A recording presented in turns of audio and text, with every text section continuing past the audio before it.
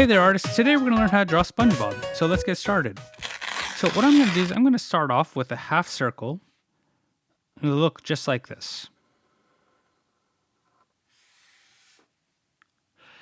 And from here, I'm going to actually extend this line just a little bit longer, and it's going to be coming down at an angle like this. So this is going to be his nose.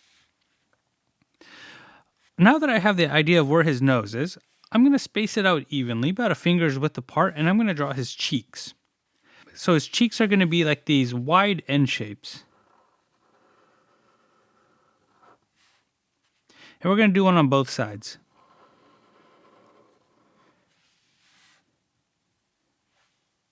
For his smile, we're going to do a curved line here and a curved line on the other side. And what we're going to do is we're going to connect these two curved lines with another wide curved line.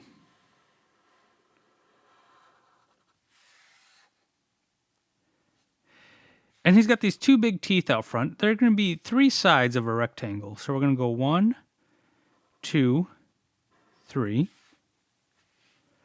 And we'll give it a little bit of a space in between, and we're going to do another one. 1, 2, 3. So now that we have his cheeks and his nose, we know where his eyes are going to be. So what we're going to do is we're going to draw these large circles, and it'll look like this.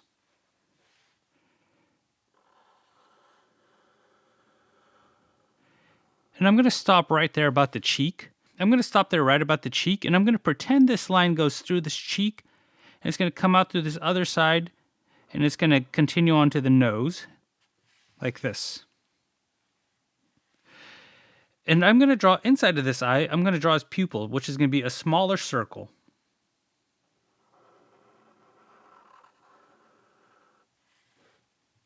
And inside this circle, we're going to do one more small circle. So now we're going to try to draw the same exact thing, but on the opposite side. So I'm going to draw this large circle.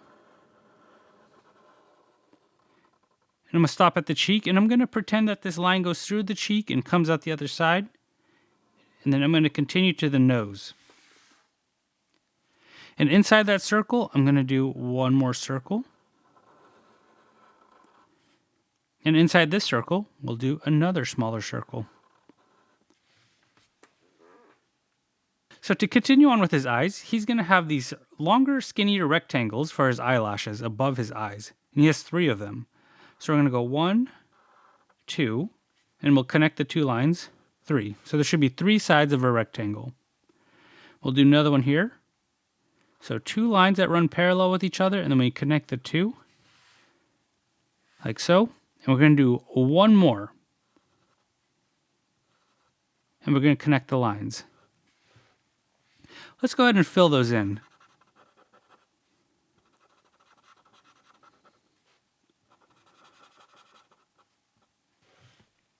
So let's try to do the same thing on the other side. So we're going to do 1, 2, and then we're going to close the top like this. We'll do one in the middle, and one more. It doesn't have to be perfect. Just try your best.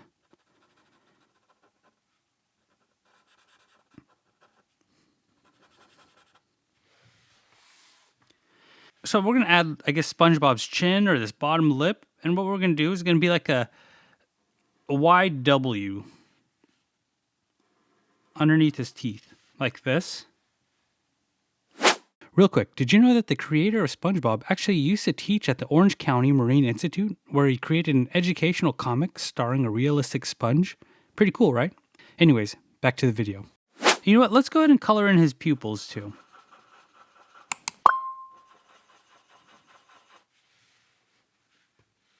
So now that we have the face of SpongeBob, we have an idea of how wide and how tall his face is going to be, or his body, which is going to be this rectangle or this square, and it's just made up of wavy lines. So feel free to make your lines as you please, or you can make them straight if it's easier, no big deal. Yours doesn't have to look like mine, just try your best. So I'm actually going to start off with his right side, and I'm going to do a series of wavy lines just like this. And I'm going to stop. And I'm going to do the same thing now on his left side.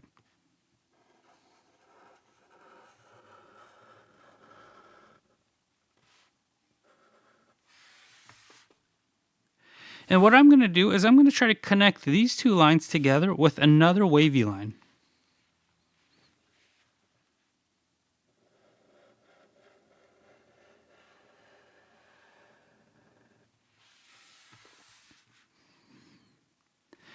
And now I want to connect these two lines at the bottom with the same exact wavy line.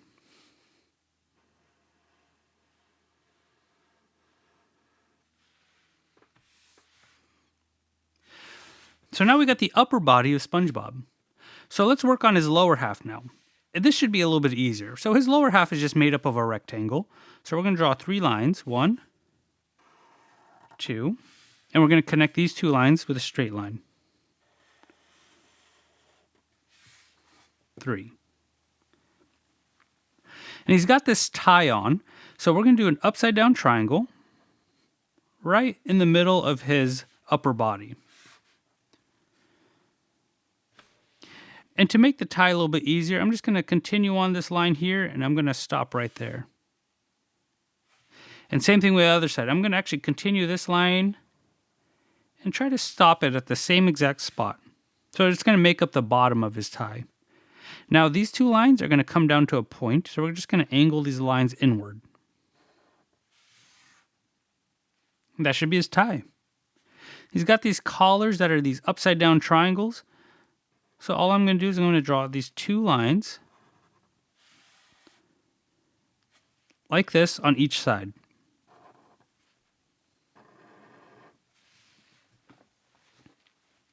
Now again, feel free to pause the video at any point if you need me to slow down or if you need to catch up. I hope you're not in a rush. Just take your time and enjoy the process. So now what I'm going to do now is I'm going to divide the rectangle with a straight line.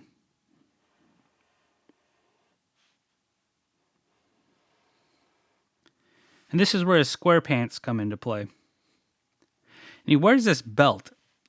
So this belt is pretty easy to draw. All you're going to actually draw is just these rectangles along the top of his pants.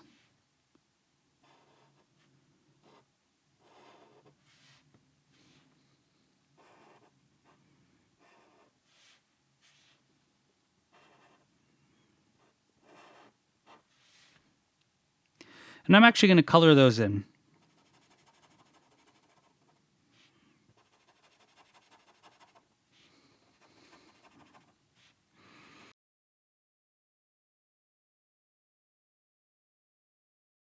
Now that we have the top of his pants, let's work on his legs.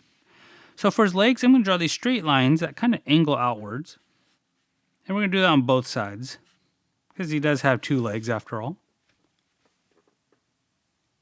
And I'm going to connect these 2 lines with some curved lines.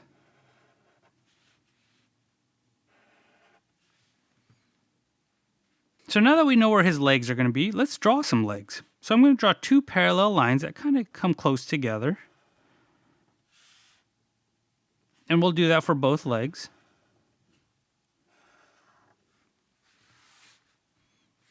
And what we're going to do is we're going to close it, but not with a straight line, but with an arched line or a curved line. He's going to have these socks on, so we're going to divide these legs with another curved line because he wears these tube socks. And now let's do the shoe. For the shoe, I'm going to do like this S line.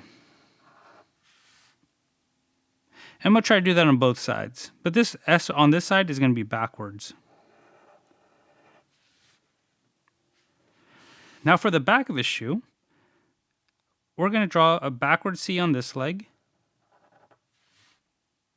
and a normal C on this leg. And he's got this little heel, so we're going to draw a U at the bottom of our C. And then we're just going to connect the 2 lines with a curved line.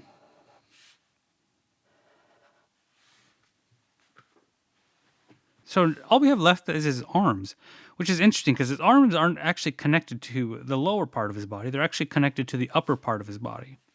So right about here, I'm going to start the top of the arm. So I'm going to do a curved line that comes down. And I'm going to draw a straight line that comes across. And same thing with the other side. Where I started this line, I'm going to draw a straight line that curves down, and it's going to cut across. Now for his arms, just like we did his legs, we're going to do a set of parallel lines. So straight line here and here. And he's got 4 fingers. So we're going to do an S shape at the tip of this line. And it's going to have a J shape to make up the thumb.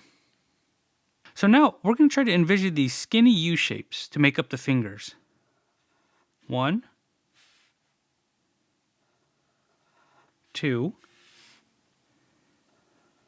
and 3. So he should have 4 fingers.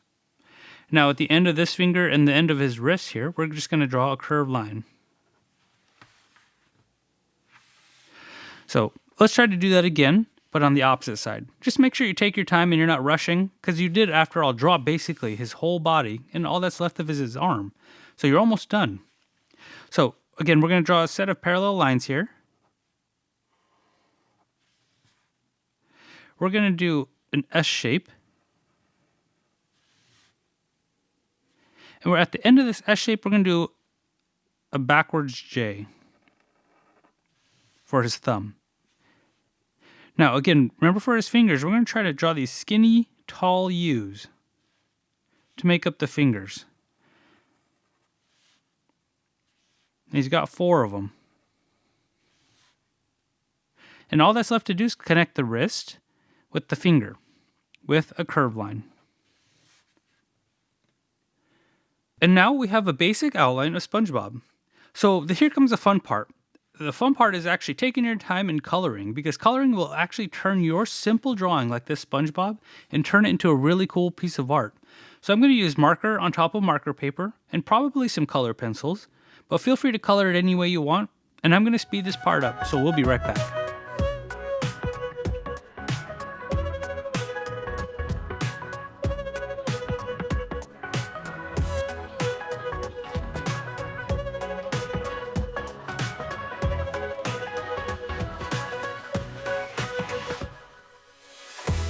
And this is my drawing of SpongeBob.